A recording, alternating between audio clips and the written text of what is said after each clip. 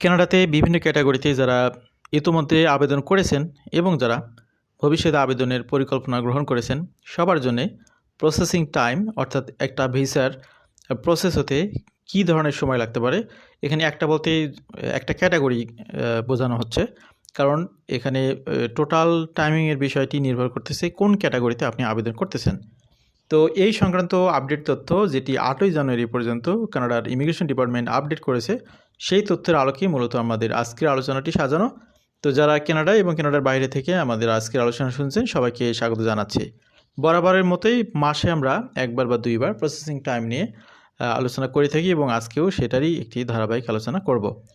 তো যারা এই প্রসেসিং টাইমের মধ্যে আপনাদের ভিসার প্রসেসিংগুলো প্রসেসিং রেজাল্ট পাচ্ছেন না, তাদের ধরে নিতে হবে আপনার অ্যাপ্লিকেশনটি ব্যাকলগে চলে গেছে, কারণ এখানে স্ট্যান্ডার্ড টাইমের মধ্যে যে ভিসার অ্যাপ্লিকেশনগুলো প্রসেস হচ্ছে সেই তথ্যগুলো নিয়েই মূলত আমরা প্রসেসিং টাইমের আলোচনা করে থাকি।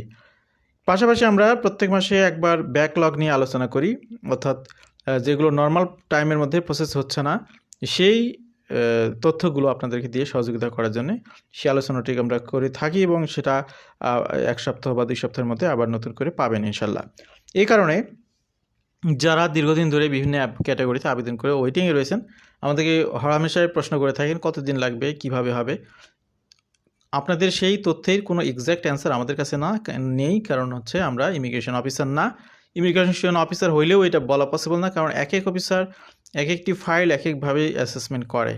কারণ এখানে একসাথে আপনি আবেদন করলেন আপনার এবং আপনার প্রতিবেশী দুইজনের ডকুমেন্ট একরকম না, আপনাদের দুইজনের রুটি রিজিকের ব্যবস্থা একরকম না, সুতরাং আপনাদের অ্যাপ্লিকেশনের যাচাই বাছাইটা কিন্তু আলাদা আলাদাভাবে হবে। এ কারণে অহেতুক প্রশ্ন করবেন না, সেটার সঠিক অ্যান্সার আমাদের কাছে নেই। তো যাই হোক, আনুষঙ্গিক অনেক কথাই হলো, আজকে এবার আপনাদের সামনে প্রসেসিং টাইম নিয়ে আমরা কথা বলি। তো যেটি আগে বলেছিলাম 8ই জানুয়ারি 2025 পর্যন্ত আইআরসিসির যে আপডেট সেটা থেকে মূলত এই তথ্যগুলো আমরা পেয়েছি। তো এখানে যদি কেউ কানাডাতে আসার জন্য পরিকল্পনা করতে চান তাদের জন্য প্রসেসিং টাইমটি গুরুত্বপূর্ণ, কারণ এখানে স্ট্যান্ডার্ড টাইম কত লাগতে পারে এবং ব্যাকলগ থেকে আবার বুঝতে পারবেন যে ব্যাকলগে গেলে কী রকম সময় লাগবে।